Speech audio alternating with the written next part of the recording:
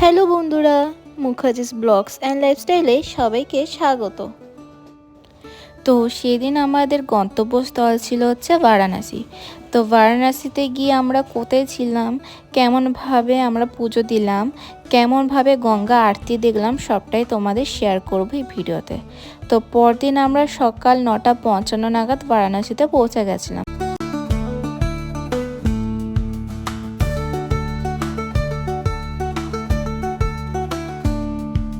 স্টেশনে নেমে ওখান থেকে অটো ধরে আমরা পৌঁছে গেছিলাম হচ্ছে ভারত সেবাশ্রম সংঘ।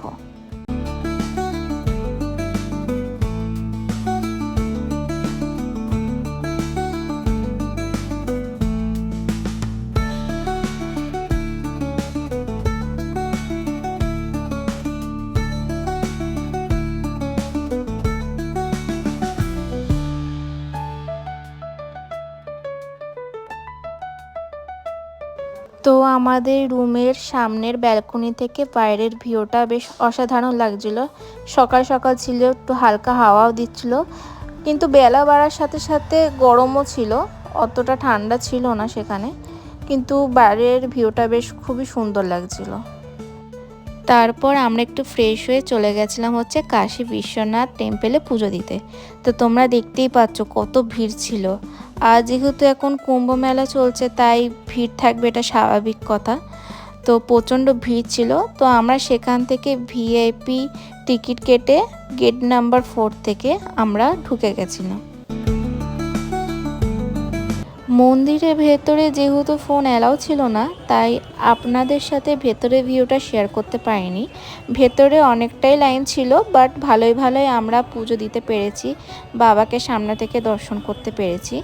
পুজো দেওয়া হয়ে যাওয়ার পর আমরা একটু খাওয়া দাওয়া করে পৌঁছে গেছিলাম হচ্ছে দশাশ্বমেধ ঘাট। তো এখানে আপনারা দেখতেই পাচ্ছেন গঙ্গা আরতি দেখার জন্য কত লোকের ভিড়। তো আপনারা চাইলে এখানে বসেও গঙ্গা আরতি দেখতে পারেন, বা যে নৌকা বা বোটগুলো আছে সেগুলোতে বসেও আপনারা গঙ্গা আরতি দেখতে পারেন।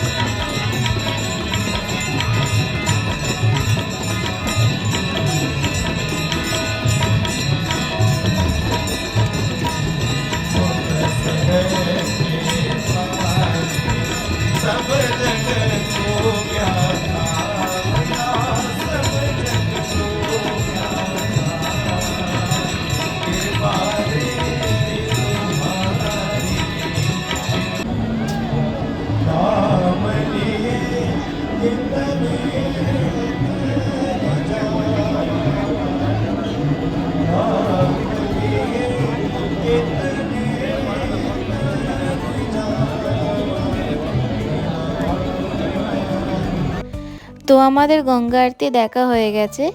এবার আমরা বারাণসীতে যে আরও ঘাটগুলি আছে সেগুলোকে ঘুরে ঘুরে দেখব।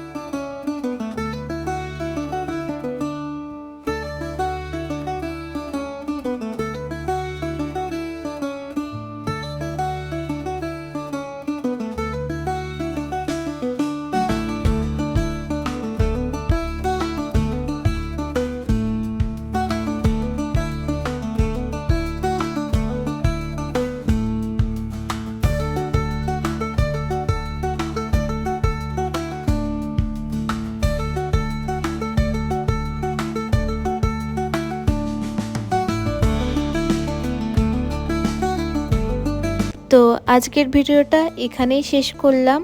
আপনারা সকলে ভালো থাকবেন, সুস্থ থাকবেন। আর আজকের ভিডিওটি ভালো লাগলে অবশ্যই একটা লাইক, শেয়ার, কমেন্টস করে দেবেন।